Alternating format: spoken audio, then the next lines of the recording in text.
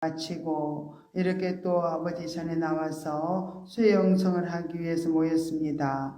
하나님 아버지, 우리의 피곤함을 아시죠? 우리의 약함을 아시죠? 주님 힘주시고 은혜 주셔서 정말 모든 피곤함 물리쳐 주시고 오직 내 영이 힘을 얻고 새로워지는 아버지 시간 되게 하여 주옵소서. 모든 걸 주께 의지하고 감사드리며 예수 이름으로 기도드리옵나이다. 아멘.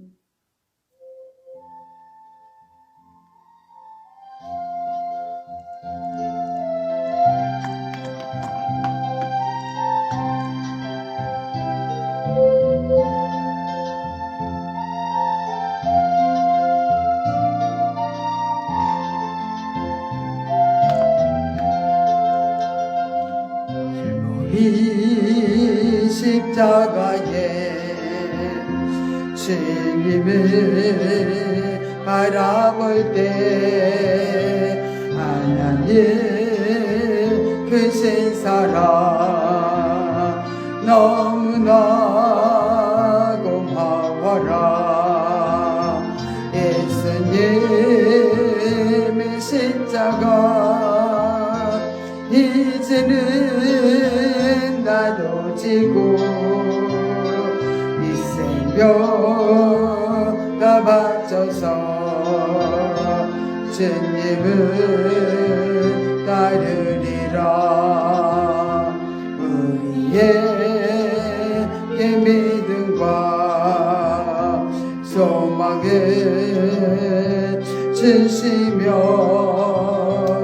사랑으로 세상을 이기게 하셨네. 예수님의 십자가 이제는 나도 지고 이 생명가 바쳐서 주님을 따르리라. 우리의 모든 강을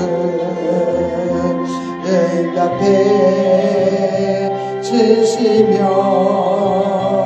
기도의 은혜로서 충만케 채우시네. 예수님의 십자가 이제는 나도 지고 이 생명 다 바쳐서 주님을 따르리라.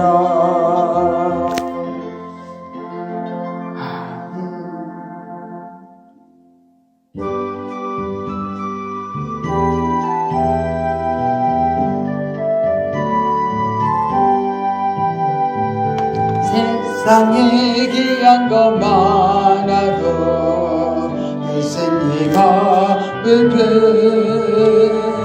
세상에 갇힌 것 많아도 예수님 앞은 예수 밖에는 귀한 것 없고도 생명 주는 예수님께 앞에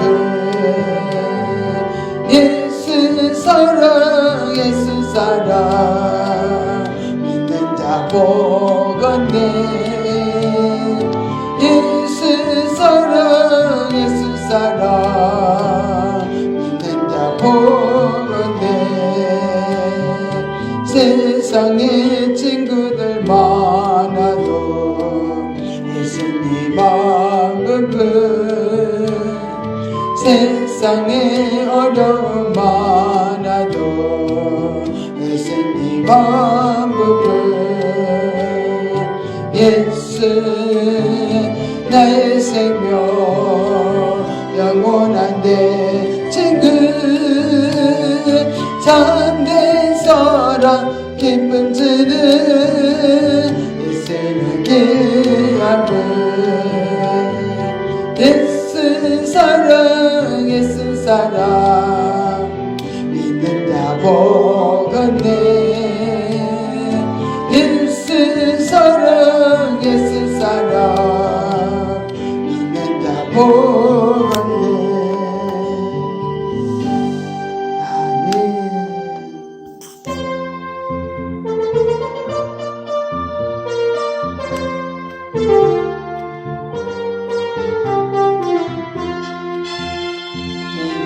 어둠 속에서 헤맬 때에도 주님은 함께 계셔 내가 시험 당하여 괴로울 때도 주님은 함께 계셔 기뻐 찬양하네 할렐루야 할렐루야 할렐루야 할렐루야 우리 모두 찬양 할렐루야 할렐루야 주님 나와 함께 계시네 내가 은밀한 곳에서 기도할 때도 주님은 함께 계셔 내가 아무도 모르게 선한 일 할 때도 주님은 함께 계셔 기뻐 찬양하네 할렐루야 할렐루야 할렐루야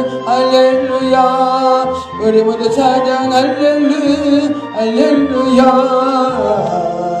주님 나와 함께 계시네 힘이 없고 연약한 사람들에게 주님은 함께 계셔 세상 모든 형제와 자매들에게 주님은 함께 계셔 기뻐 찬양하네 할렐루야 할렐루야 할렐루야 할렐루야 우리 모두 찬양 할렐루야 할렐루야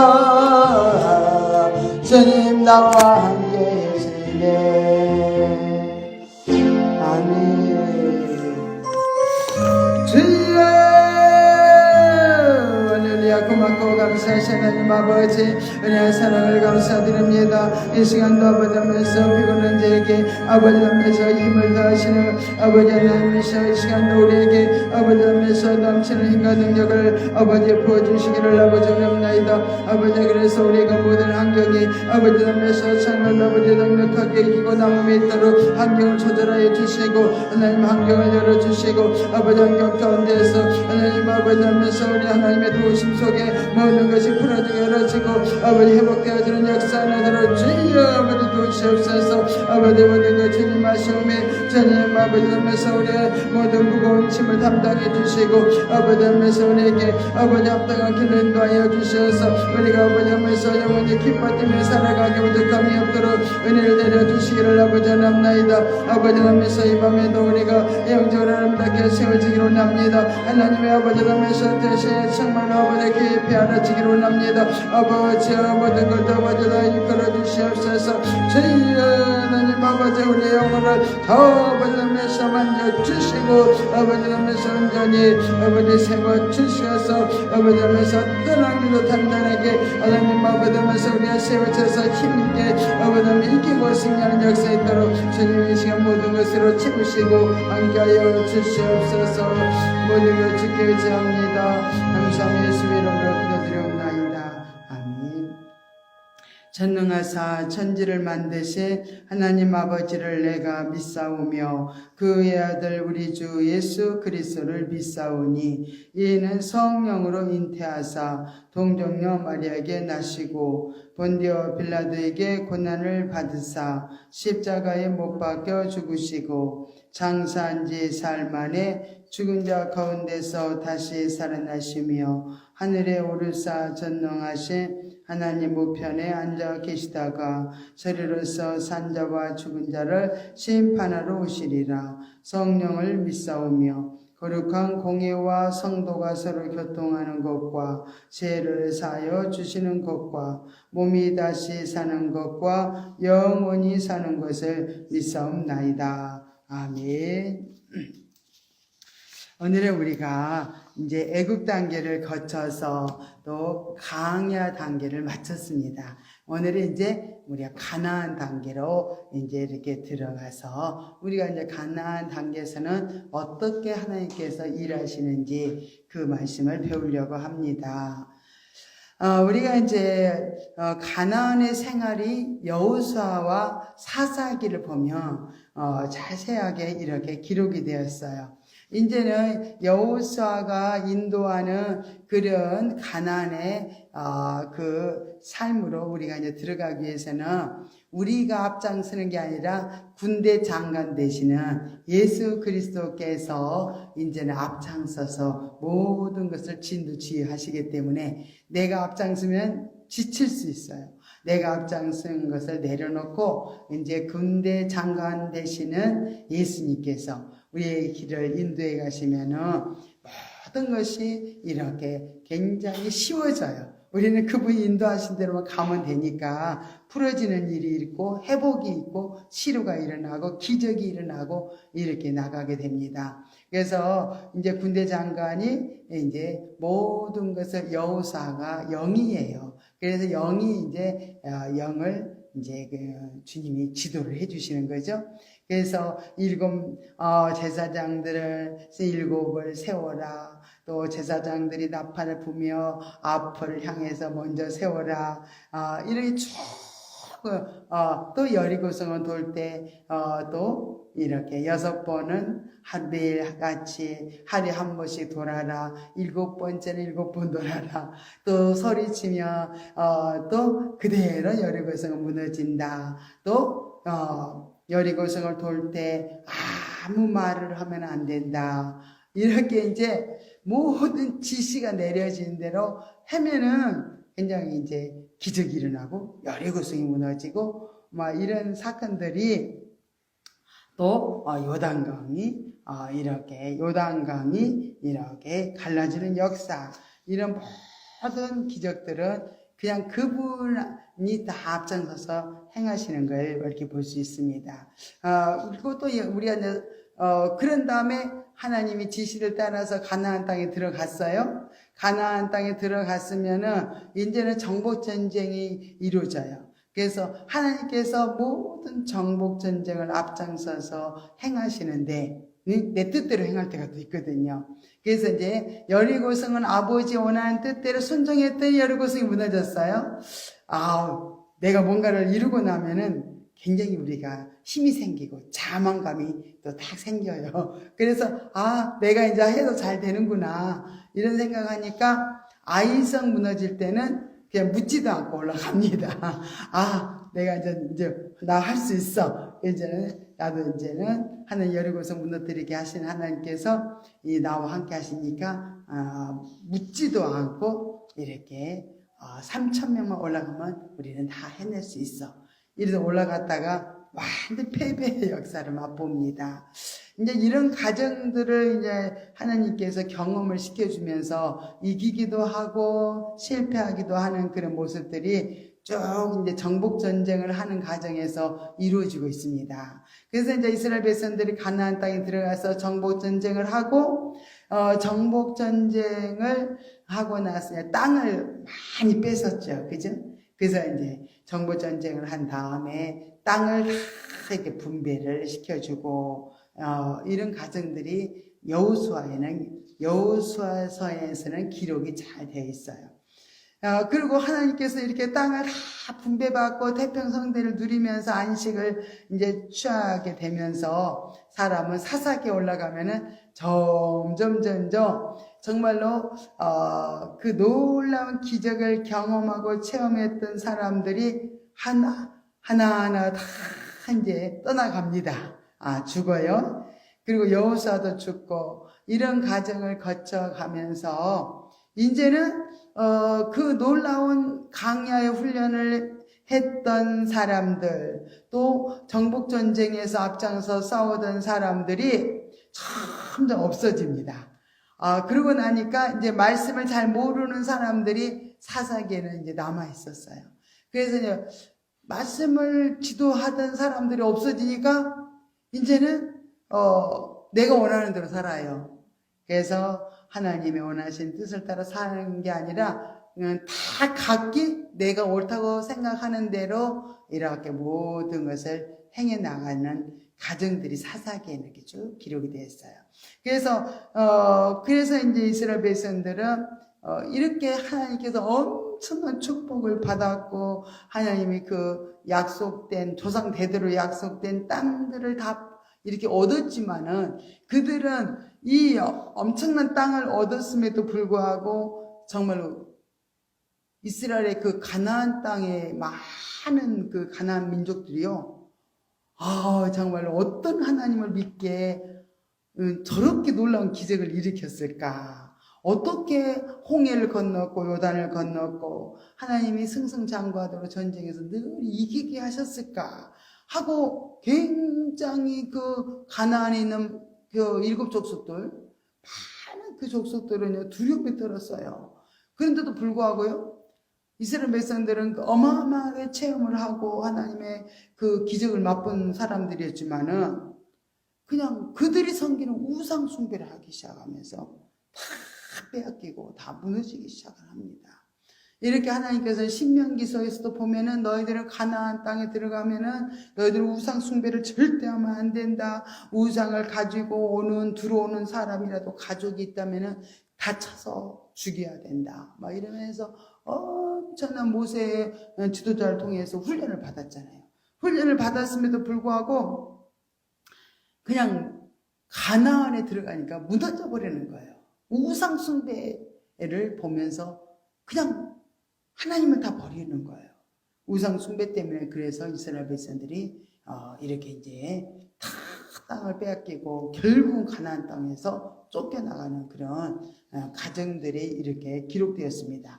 그래서 이제는 우상 숭배를 하면서 자기가 원하는 대로, 자기가 옳다고 생각하는 대로 모든 삶을 살아서 결국 끝이 망했어요. 사망으로 가게 됩니다. 이제 이 가정들이 이제 가나안의 생활이 나타나는 그런 가정이 이제 여호수아와 사사기에 이렇게 기록이 됐다는 거예요. 제가 어제하고 오늘하고 여호수아하고 사사기를 그냥 쭉 한번 읽어봤어요. 한 50장 가까이 되는 읽어보니까 이런 부분들이 쭉 이렇게 또 기록이 돼서 제가 말씀을 한번 쭉 해드리고요. 어떻게 해서 그들이 복을 받았고 또 어떻게 해서 망했는지 이 부분에 대해서 자세하게 또 기록이 되어 있어서 우리가 다 읽으면서 가면 또 좋은데 이제 시간이 없으니까 제가 줄거리를 한번 이렇게 쭉 말씀을 드렸습니다. 가나안 생활은 이렇게 현세천국이라고 이렇게 말씀을 합니다. 그래서 가나안의 생활은 우리 현세천국, 심령천국을 또 우리가 영적으로 보면 심령천국을 말하고 현세천국을 말해요. 그리고 가나안 땅에 하나님이 통치하시니까 그 땅이 현세천국이 된 거예요. 이런 의미가 있습니다. 그래서 육신적으로 생각하면 할 수 없을 것 같은 그런 일들이요, 믿음으로 우리가 순종하면요, 그때부터 그냥 믿음으로 순종하는데 그냥 그대로 실제가 이루어지는 것을 이렇게 경험하게 되는 그 땅이 가나안 땅입니다. 그래서 가나안 땅은 그냥 믿음으로 내가 나가면 그대로 정복을 하게 되고, 도저히 강한 민족이라도 믿음으로 앞장서서 나가라, 순종하면 그대로 무너져 버리는 거예요. 성들이 무너지고 전쟁에서 나가서 싸워서 이기게 되는 그런 기적의 역사가 일어났습니다. 그래서 이렇게 믿고 순종할 때, 그래서 이제 하나님이 이제 그들에게는 땅들이 주어졌다고 그랬어요. 이제는 하나님 정복 전쟁을 통해서 땅을 얻게 돼서 그 땅에다가 이제 축복의 땅에다가 무조건 심으면 100배로 거두는 기적이 나타나는 이 가나안 땅에 이스라엘 백성들이 이렇게 들어간 것입니다. 그래서 우리가 심는다는 것은 여러 가지가 있어요. 봉사도 불고, 봉사도 심는 거고, 또 물질도, 기도도 이렇게 다 심는 것이 돼요. 그래서 가나안 땅에 들어가서 행하는 모든 것들이 그냥 인정을 받습니다. 다 이게 심는 것이 돼가지고요, 다 인정을 받아서 하나님의 역사가 일어나고, 또 믿음의 발을 내딛는 곳마다 모든 지경이 넓혀지는 그런 역사가 나타나게 됩니다.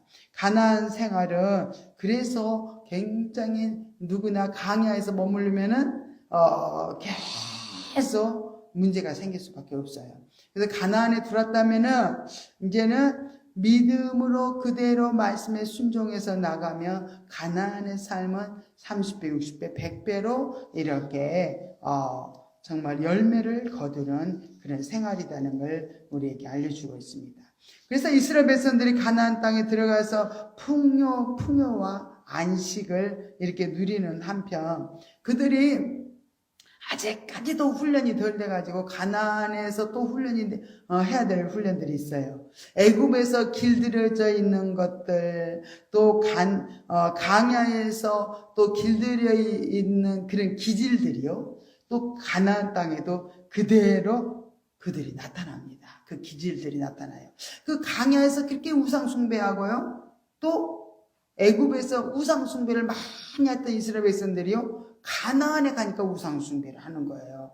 이래서 내가 옛날에 살았던 그 기질들, 그 기질들이 또 가나안에도 그대로 이렇게 나타납니다. 그래서 이스라엘 백성들도 이렇게 보면 완전히 정복 전쟁을 하고 가나안 땅에 들어가는 게 아니라 이제 정복 전쟁이 여호수아가 통치하에서 정복 전쟁이 이루어져 가지고 이제 땅의 분배까지 다 이루어졌어요. 땅의 분배까지 다 이루어졌는데도 남은 족속들이 있었어요. 왜 하나님이 그러면 다 멸절시킨 다음에 살게 했다면 참 좋았을 것 같은데 하나님은 그렇게 하지 않으셨어요. 남은 아직까지도 정복을 하지 않고 남겨놓은 그런 가나안 족속들이 있었다는 거예요. 하나님이 왜 남겨놓으셨는가? 그들이 내 말씀을 따라서 사는가 살지 않는가. 이제 그 민수기 신명기에서 쭉 말씀을 배워왔는데 우상 숭배하지 말라고 했는데 저들이 우상을 숭배하는가 안 숭배하는가 이렇게 모든 것을 보시기 위해서 그 온주민들을 이스라엘 가운데 이렇게 남겨놓았다는 거예요. 그리고 불순종할 때는 이 온주민들을 통해서요 굉장히 고통을 당하게 했어요. 그래서 말씀대로 살도록 끊임없이 이 고통을 통해서 말씀대로 사는 훈련을요 가나안 땅에서도 계속 훈련을 시키고자 하시는 그런 하나님의 또 의도가 있었던 것을 볼 수가 있습니다. 굉장히 이스라엘 백성들 중에서도요 정복을 해서 너희들이 차지해라. 그런 하나님이 이기게 해주실 거니까 가서 싸우기만 해라. 그러는데도 불구하고 싸우지 않는 사람들도 있어요. 그래가지고 끝까지 어떻게 해요? 정복하는 땅이 없어가지고 그냥 돌아다니는 사람들이 있었어요. 그리고 어떤 사람들은요 온주민들이 더 강해져가지고요 산에서 내려오지 못하도록 다 차단을 시킵니다. 그래서 산에다 높이 올려 보내버린 거야. 그냥 내려올 수가 없어. 이제 싸워서 이겨서 정복을 해야 되는데 그냥 쫓겨가지고 그냥 그렇게 산꼭대기에서 사는 거야. 내려올 수가 없어. 이렇게 살아가는 사람들이 있어요. 전쟁을 해라는데 안 하는 거야. 우리도 그러잖아. 우리들의 심령이 가나안이잖아요. 가나안 땅이죠. 이 속에 악성, 독성, 재성 이렇게 여러 가지 육신의 틀, 고정관념, 상처, 아픔들 다 성을 이루고 있어요. 이 성을 하나하나 다 무너뜨리고 계속 싸워야 되는데 이제 전쟁을 하다 보면은 평안을 누려져요. 자유함이 와요. 안식이 누려집니다. 그러면은 전쟁을 하기 싫어해요. 이 정도면 됐지 뭐 하면서 전쟁을 안 하니까요. 그 조그만 다 정복을 하고 남은 그 온주민들이 남아 있어요. 아직까지도. 근데 그거 끝까지 정복을 해 나가야 되거든요. 주님 오시는 그날까지 정복을 해 나가야 되는데 정복을 안 해. 그러니까 이 온주민들이 점점 강성해지는 거예요. 더 불어나는 거야. 정복을 빨리 할 때 빨리빨리 정복을 계속 해내야 되는데 우리 삶 속에서 우리 환경 속에서 대인관계 속에서 문제 속에서 계속 정복 전쟁을 해 나가야 돼요. 그런데 그냥 편안하다, 아유, 이 정도면 됐다 하고 게을리하다 보니까 내 안에서 육성, 재성, 악성, 독성, 그런 육신의 기질들이 더 강성하게 이렇게 힘을 얻게 됩니다. 그래가지고 막 골리앗도 나오고 이제 막 거인족들이 나와요. 그래가지고 이스라엘 백성들도 이렇게 그들이 이제 강성해져가지고 그들의 옆구리에 가시가 되도록 했어요. 고통을 당하게 만들었던 걸 이렇게 볼 수가 있습니다. 그래서 우리는 한번 이 거룩한 길로 가면은 가다가 쉬면은 사단이 기회를 타고 들어와가지고 우리를 정복하고 넘어뜨리려고 이렇게 한다는 거. 그래서 우리는 끝까지 이 세상의 싸움은 나와의 정말로 이런 싸움이 있고 악한 사단의 싸움이 계속 되어진다는 것을 우리가 알면서 항상 두렵고 떨림으로 우리는 철저하게 자아를 부인하면서 우리 악한 원수마귀와 늘 싸움을 해서 승리의 삶을 계속 살아야 될 줄로 믿습니다. 그러면은 가나안의 그 1단계 그 정복 사건이 나옵니다. 1단계. 가나안의 1단계 이제 요약을 보면은 요단강을 중심으로 요단강 건너기 전을 요단 동편이라고 해요. 그러면 요단강을 건너고 나면 요단 서편이라고 이렇게 말을 합니다. 그러면은 요단 동편에서 무슨 사건이 일어나냐면요. 출애굽기 17장에 보면은 아말렉 싸움 아시죠? 아말렉 싸움이 벌어집니다. 모세가 손을 들면 이기고 모세가 손을 내리면 지는 거예요. 그때 아론과 훌이 손을 이렇게 붙들어주죠. 양쪽에서. 그래서 완전히 쳐부술 때까지 손을 올린 채 내려오지 않으니까 아말렉이 완전히 무너뜨립니다. 아말렉을. 이렇게 이것은 뭐냐면은 특징은 요단 동편에서 이제 율법 중심으로 살았던 내가 하려는 그런 육체인 모세가 죽었어요. 그리고 영혼을 상징하는 여호수아가 주권을 넘겨받는 그런 분기점이 되는 데가 요단 동편입니다. 그래서 요단 동편에서 분기점, 모세에서부터 여호수아가 이렇게 주도권을 넘겨받죠. 예, 그래서 50% 정도의 사고 전환이 이 요단 동편에서 이루어집니다. 사고 전환이. 그리고 그러나 아직까지도 50%가 정복이 돼야 되는 것이 남아있기 때문에 굉장히 강야 때보다도 더 악한 속성들이 막 더 튀어나오는 것을 이렇게 경험을 합니다. 저도 이제 영적으로 이렇게 계속 평안을 누리고 가다가도요, 하나님이 끄집어 올리는 그 부분들이 있습니다. 그 싸움이 보면은요, 엄청 옛날에 싸웠던 거하고는 완전히 너무 굉장히 차이가 커요. 옛날에 싸웠던 것보다 더 강력한 거, 우리 속에서 깊이 뿌리박고 있는 나와된 귀신들, 그죠? 그런 완전 육신의 그 뿌리를 잡고 뿌리를 내려가지고 깊이 있는 것들이 있어요. 이제 그것을 이제 끄집어내는 그런 단계로 들어가기 때문에 엄청 더 이제 애굽 때보다 강야 때보다 더 힘들 때가 있어요. 그래서 이제 그 정복을 해 나가기 위해서 하나님께서 이제 쉼을 쭉 안식을 주다가 그것을 이제 하나님 들이켜 이렇게 들춥니다. 그래서 이제 그 정복 전쟁을 하게 만드시는 거예요. 왜냐하면 깊은 뿌리까지 우리가 처리가 되어지지 않고서는 완전히 사고 전환이 100%가 안 된 거예요. 50%밖에는 안 된 거예요. 그래서 이제 하나님 100%까지 끌어올리기 위해서 그런 작업을 깊은 속에 있는 그런 아직까지 숨겨져 있는 것들, 그런 것들을 들추어서 그런 작업을 해나가시는 걸 볼 수 있습니다. 그러니까 강야 때보다도 더 악한 속성들이 뛰어나오고요, 너무 따분하고 막 공허하고요, 힘들다고 막 느끼는 거야. 그리고 막 끝없는 막연한 느낌이 막 찾아와요. 뭐야, 전쟁을 해도 끝이 없잖아. 막 그런 막연한 느낌이요. 막 이렇게 찾아옵니다. 그리고 막 사방으로 부딪히는 막 그런 사건들이 일어나기 시작해요. 뭐야, 가나안에 오면 좋다는데 왜 이렇게 힘든 거야? 이럴 수 있어요.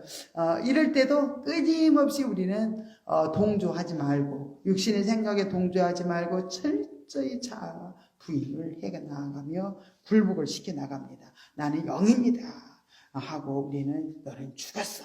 육신에 나는 죽었습니다 하고 이제 영적인 존재로서 힘있게 우리가 밀고 나가면 정말 이제 어떻게 해요? 사고 전환이 이루어지면서 더 성장이 이루어지죠.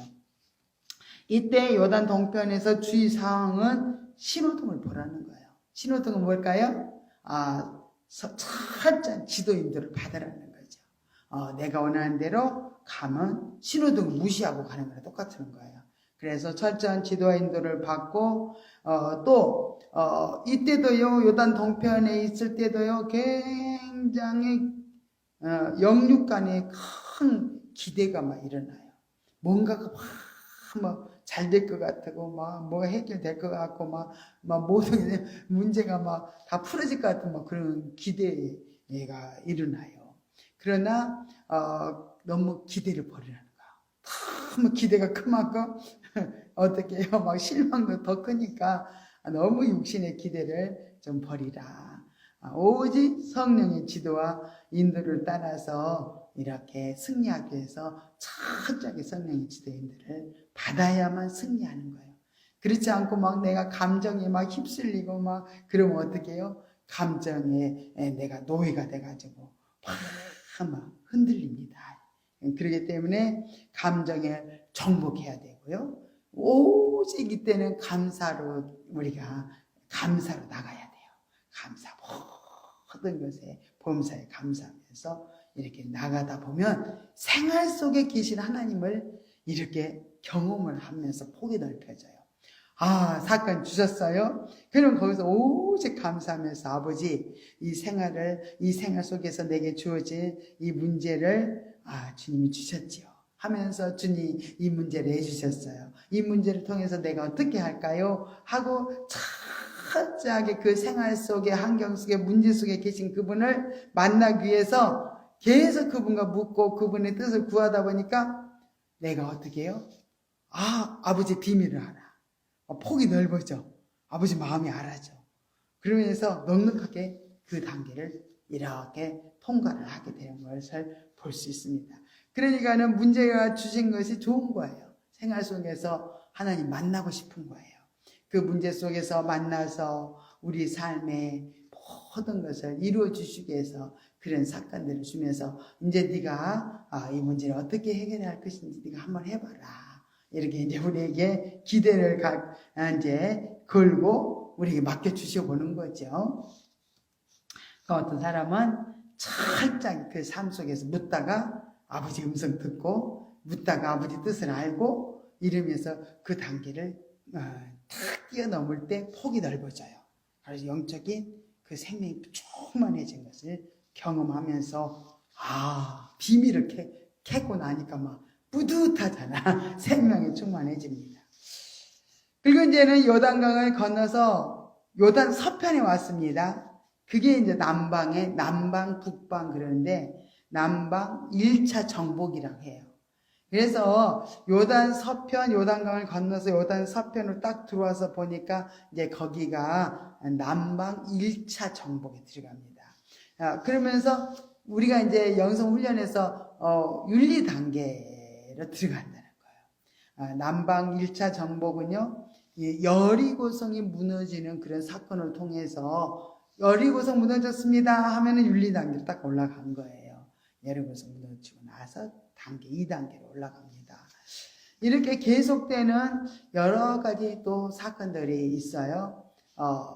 1단계보다도 더 2단계로 올라가면요, 은혜가 풍성합니다. 경험을 풍성하게 하나님이 체험을 하게 돼요. 그래서 이제 자연 상태에서 영적으로 우리가 거듭나서 이제 깨어나가지고 막 눈을 떠가지고 이렇게 자라다가 보니까 윤리 단계로 올라왔어요. 윤리 단계로 올라오니까 아버지가 얼마나 나를 사랑하는지 막 강력한 은혜가 이 단계 때, 이 윤리 단계 때 부어져요. 많은 육신의 막 가치관을 넓혀주고 영의 직관을 열어서요. 굉장히 영의 사고를요. 막 열어줍니다. 이 단계만 열이고성만 무너져도요. 굉장히 막 그런 폭넓은 경험이 이렇게 경험을 쌓게 돼요. 그리고 또 심고 거두는 역사들도요. 양면으로 이렇게 기억을 해야 하는 거야. 심으면은 네가 무엇을 심든지 거둔다. 심지 않으면 거둘 것이 없다.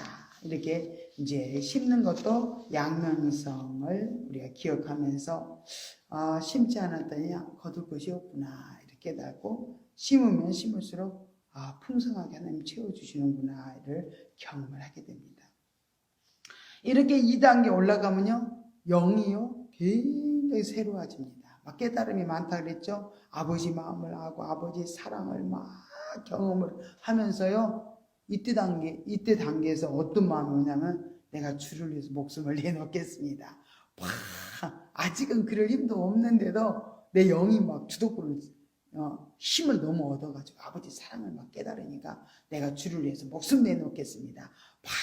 그렇게 주님을 전폭적으로 막 의지를 하려고 합니다. 그러나 아직도 육신 주체이기 때문에 굉장히 말은 그렇게 하지만은 실제 삶에 딱 부딪히면은 그냥 육이 중심이기 때문에 또 무너지기도 하고 막 그래요. 그래서 이때는 굉장히 이렇게 무너지는 사건을 통해서 내가 뭘 경험하냐면은 하나님께서는 우리 육신의 아버지도 나를 징계하는데 영적인 아버지는 나를 영으로 세우기 위해서 징계를 하는 거 그것도 마땅하다 하면서 그 영의 아버지께 다 복종해서 살려고 하는 그런 마음이 이 단계에서만 이루어집니다. 그리고 이게 고난도 어떻게 해요? 잘 통과하게 되는 거예요. 이 고난도 아버지가 나를 사랑해서 주신 것이다. 나를 잘 되라고 매를 때리신 것이다. 이걸 깨달으니까는 정말 이제 그 육의 사고가 영의 사고로 바꾸어졌기 때문에 이런 막 깨달음이 옵니다. 그래서 이제 이때도 주의해야 될 사항이 있어요. 여리고 사건 후에는 굉장히 영의 사고, 영의 직관이 확 열어져 가지고요, 막 깨달음이 와. 그래서 2단계는요 노켓을 사용하는 것과 같아요. 노켓을. 그만큼 빠르겠죠. 또 주객이 바뀌어요. 내가 주인이 되었다면은 주객이 바뀌고요, 막 주권 회복이 이루어지고요. 성령의 지도와 인도를 받아야 이렇게 된다는 거. 주객이 바뀌어야 된다.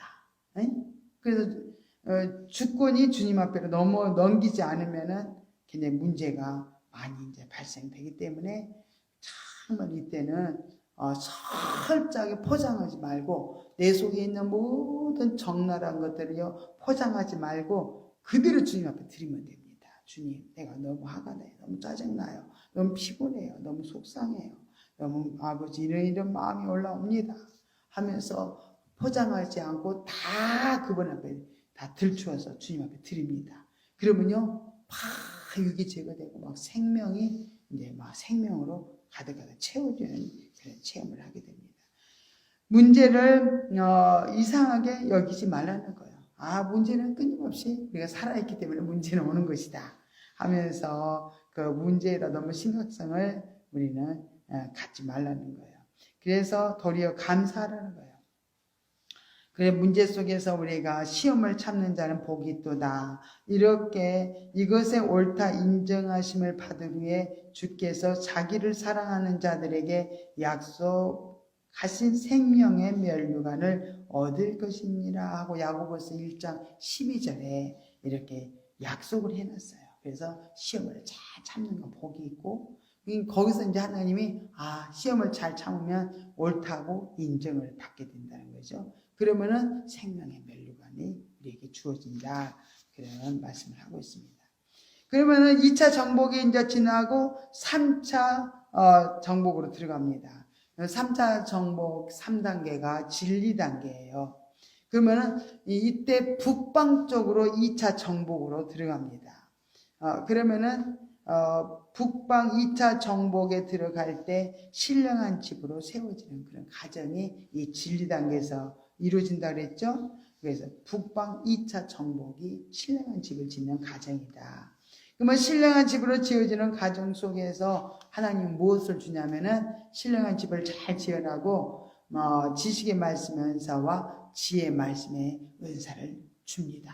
말씀을 잘 깨달아서 그대로 순종하면서 나갈 수 있도록 말씀이 열어지는 역사가 이때 일어나요. 또 가나안의 온주민과의 계속되는 싸움이 있죠. 더 안 되는 느낌도 있어요. 또 후덥지근한 느낌도 있습니다. 그러나 또 이 가나안 땅에서는요, 영이 주체가 된 단계이기 때문에 내가 육으로 살면 사망의 쓴맛을 경험을 합니다. 그래서 어렸을 때, 내가 육신 주체된 어렸을 때는 그냥 봐주는 거예요, 하나님이. 근데 진리 단계 정도 되면은요, 그냥 잘 봐주지 않아요. 육신으로 살면은 사망의 쓴맛을 보게 하시는 거예요. 잘 봐주지 않는다는 뜻이죠, 그게. 순종치 않으면은 침체되기 쉬워요. 그래서 정말 이 육신으로 가면요, 어떤 단계가 오냐면 제2의 강야기로 들어갑니다. 엄청 힘들어요. 사망의 쓴맛을 체험합니다. 그러면서 진리를 붙들지 않으면 사망의 쓴맛을 이렇게 보게 하신다는 거예요. 그래서 우리는 육신대로 살면 이렇게 사망의 쓴맛을 보게 되는구나 하고 깊이 체험을 이렇게 하게 됩니다. 그러니까 이때도 어떻게 해요? 엄청 기본 체험부터 우리가 꾸준히 성장하면서 영적이 어릴 때부터 윤리 단계를 거쳐서 자아 처리를 부지런히 해 오면서 아직까지도 처리되지 않는 부분이 있다면 제2의 강야 기간에서 처리를 해야 돼요. 처리하지 않으면 신령한 집을 지을 수가 없기 때문에 하나님께서 여기에 그대로 이렇게 처리되지 않는 거 그대로 두면서 신령한 집을 지을 수가 없기 때문에 몽땅 다 들춰버립니다. 이렇게 쫙 한꺼번에 올라와요. 진리 단계는. 진리가 아닌 그런 잘못된 부분들은 한꺼번에 다 들춰버려요. 그러면 나중은 나가겠죠. 그죠? 제2 강야 때보다 더 힘든 거야. 몽땅 드러내니까. 그래서 한 개, 두 개만 올려줘도 힘든데 몽땅 드러내주니까 굉장히 힘든 제2의 강야 기간이 될 수도 있다는 거예요. 그래서 우리는 계속 나를 정복하면서 성령께 묻고 이렇게 성장의 길로 계속 간다면 이런 과정이 걷지 않겠죠. 그죠? 그래서 이때 3단계에서 주의사항은 굉장히 침체되기 쉽다는 거예요. 그러나 낭망치 말아야 된다고 말씀하고 있습니다. 또 너무 편안하다고 이렇게 하다 보면은 침체돼 버려요.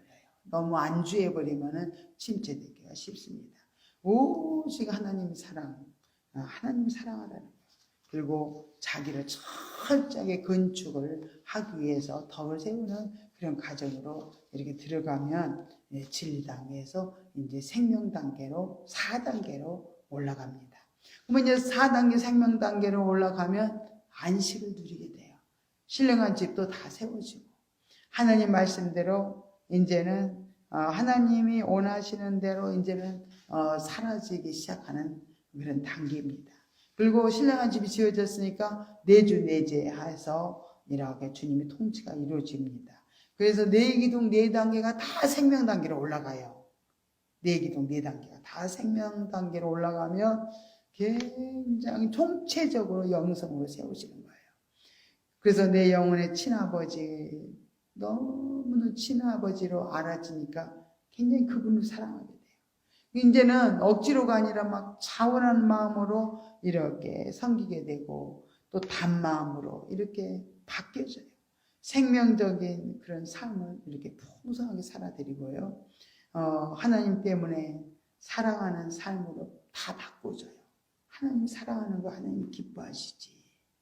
이러면서 모든 삶이 다 이렇게 바꿔집니다.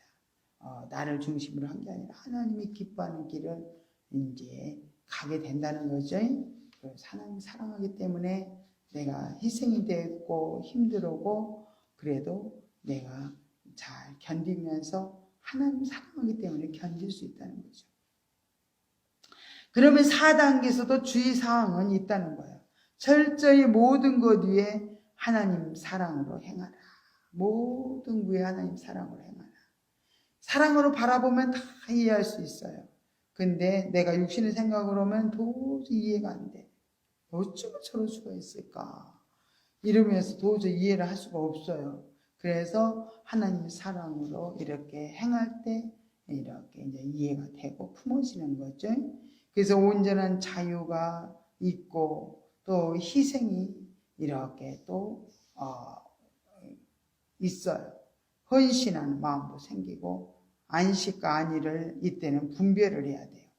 너무 안식 가운데 빠지다 보면 안일로 이렇게 또 빠질 때가 있기 때문에 조심해야 되고 또 교만치 말아야 되고 성령께서 말씀하시는 부분까지만 이제 행해라는 거예요. 성령께서 이끄신 대로만 우리는 그냥 행하면 돼요. 기도하면서 아버지 원하시지 않으면 내려놓기도 하고 이렇게 갈 길도 주님이 이끄신 대로 이렇게 가도록 그분한테 맡기고 나면 좀 자유해져요. 그죠? 자유해지면서 하나님 이끌어 주세요. 나는 할 수 없습니다. 하고 내려놓을 때 주님이 앞장서서 이끌어 가시고 모든 걸 인도해 주실 줄로 믿습니다. 영적 존재로 인간에게서 우리가 우리 한번 쭉 같이 읽어보겠습니다. 그러나 소수 정혼제라는 제도에는 이미 어떤 조건이 전제되어 있다. 그 조건이란 이성적인 능력이 다른 자들보다 우세해야 한다는 점이다. 이때 말하는 능력은 실증주의적이고 이성적인 능력인데 실증주의는 소위 사물을 자연과학적으로 사유하고 탐구하는 정신을 말한다. 프랑스의 실증주의 사회 철학자인 꽁트는 인간 정신의 발달 과정을 신화적인 단계와 형이상학적인 단계 그리고 마지막으로 실증적인 단계 등으로 구분했다. 신화적인 단계에서는 신학이 중요한 학문이었고 형이상학의 단계에서는 철학이 중요한 역할을 하였으며 실증주의의 단계에서는 과학이 주된 학문이었다고 그는 단정한다. 그래서 콩트는 과학을 신학이나 철학보다 가장 성숙한 학문이라고 생각하면서 실증주의와 자본주의에 대해 상당한 호감을 가졌다. 이때 과학이란 실증주의적인 과학인데 어떤 이론을 제시하면서 항상 가설을 세우고 그 가설을 증명할 만한 자료를 가져야 하며 그 가설을 진리로 입증하기 위해 철저하게 인과율에 따라 명석하고 판명한 보편적인 방법으로 펼쳐가야 된다는 학문적 이론에 의거한 사상이다. 그러므로 실증주의는 모든 사람들이 보편적으로 공감하고 납득하는 가장 합리적인 이론이 되어야 한다고 그는 주장했다. 자신의 예언대로 꽁트가 이때 제시한 과학이라는 것이 확실히 현대 과학의 기술 시대를 여는 단초가 되었다. 그러나 이런 과학주의자들 때문에 진리는 창조주와의 영적, 인격적 관계없이 방종하게 인간의 임의대로 세워지고 허물어진다.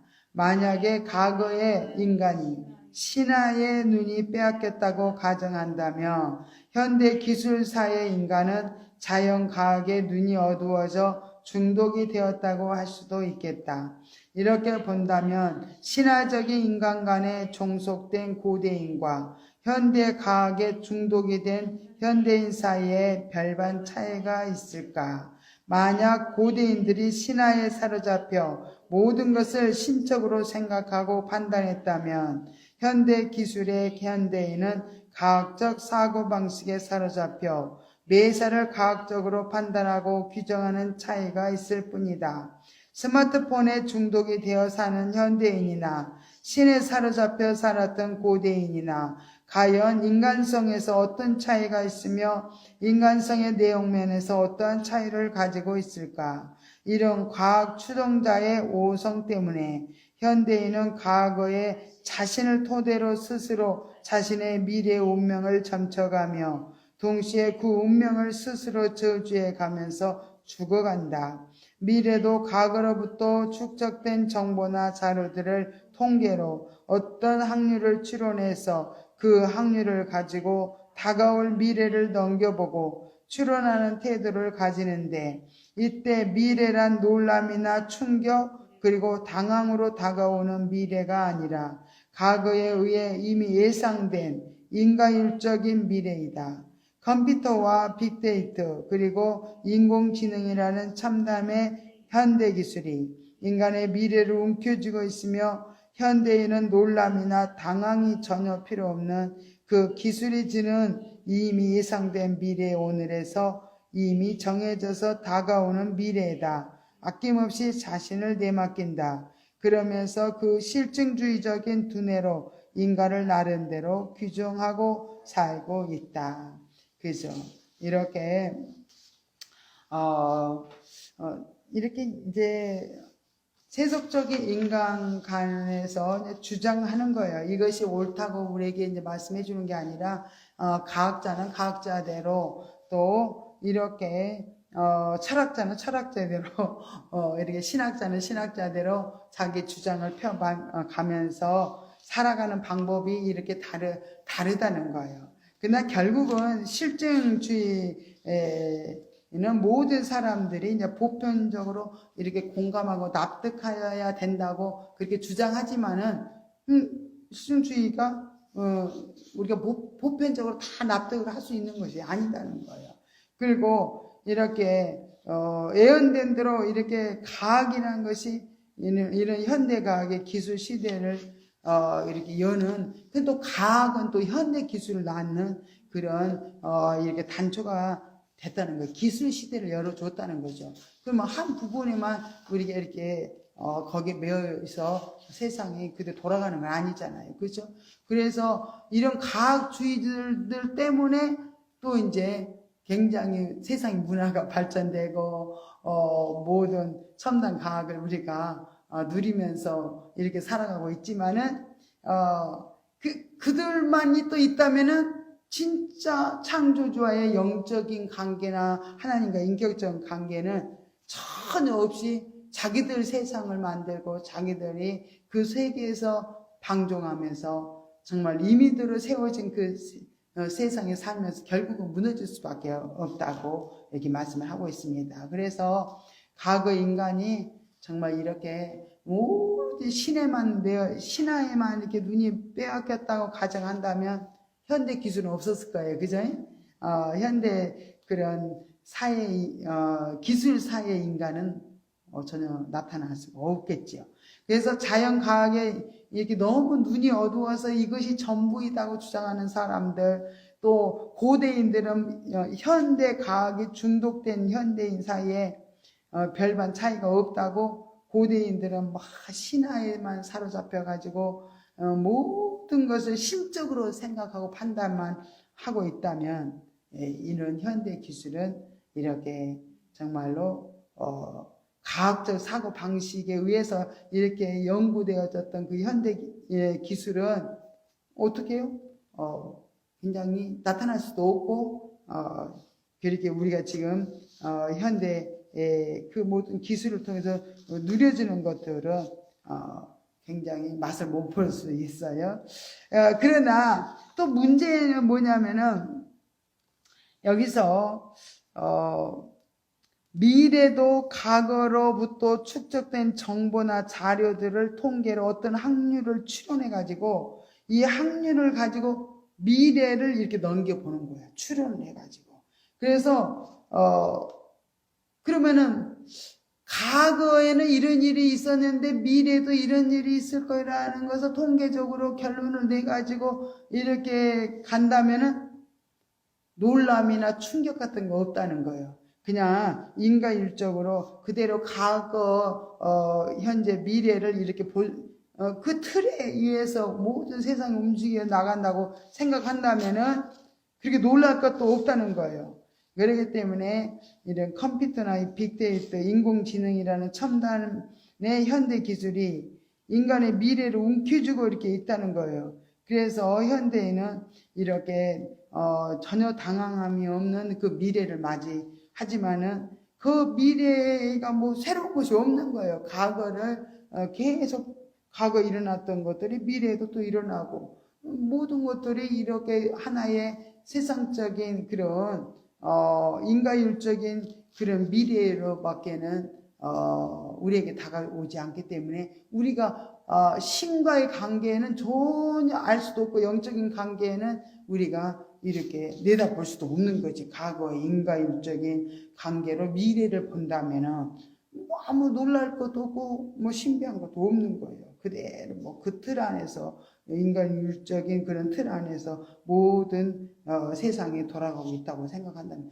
그것도 잘못이잖아요. 그죠? 하나님과 관계를 다 무시해버리고 세상 중심적인 삶으로 이것도 끌고 가기 때문에 이것도 세속적 인간과는 문제점들이 이렇게 많다는 거예요. 그래서 세상 사람들은 어떻게 이렇게 그들이 주장했으며 또 과학자들은 어떻게 주장했는지 또 우리가 이제 오늘날에도 문제점들이 소수정원제라는 제도가 굉장히 문제점이 있었지만은 그 이성적인 능력에 의해서 정말로 이성으로 능력 있는 자들이 이 세상은 지배해야 된다 하고 우승권을 하고 정말로 우세한 자들만 살아남는다면 이 세상은 정말로 연약한 자들은 다 죽을 수밖에 없잖아요.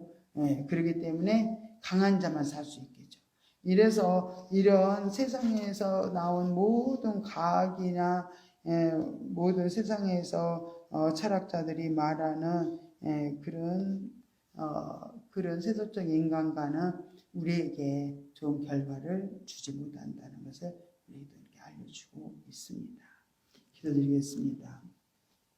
할렐루야. 고맙고 감사하신 하나님 아버지 은혜와 사랑을 감사드립니다.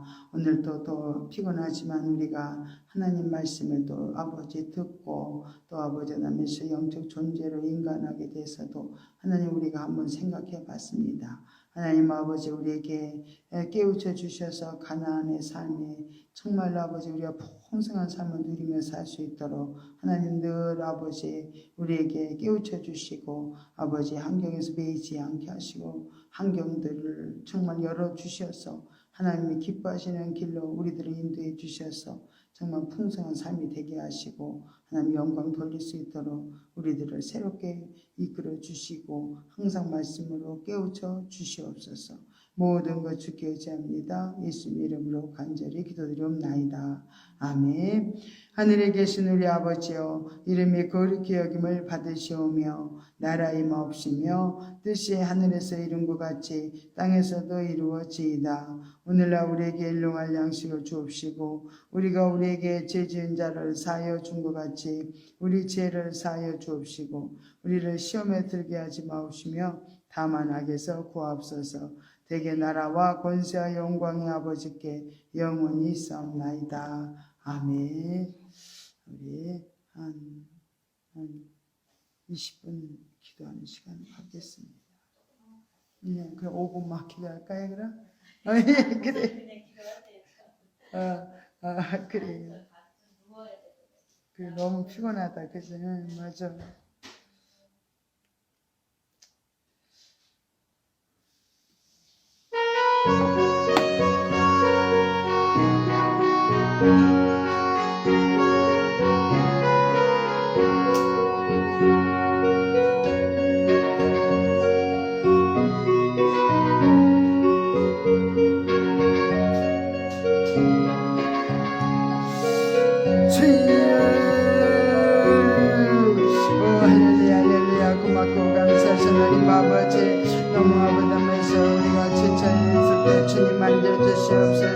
아버지 하나님께서 정말 우리가 힘을 주셔서 아버지 맘에도 아버지 하나님께서 몇 개로 가까이 나가게 부족함이 없도록 주의 아버지 들어주시기를 아버지랍니다.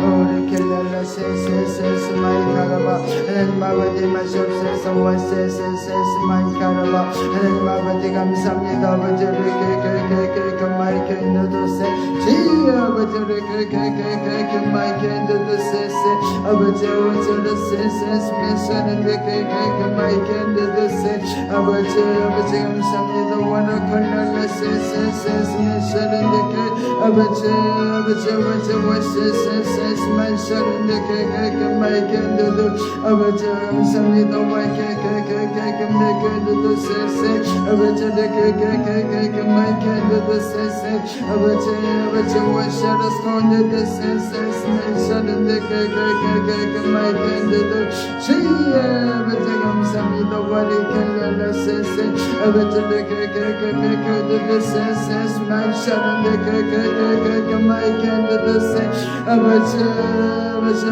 와샤라스 콘도도세세 메시아는데 아버지 마이크 인도도세세 메시아는데 지혜 아버지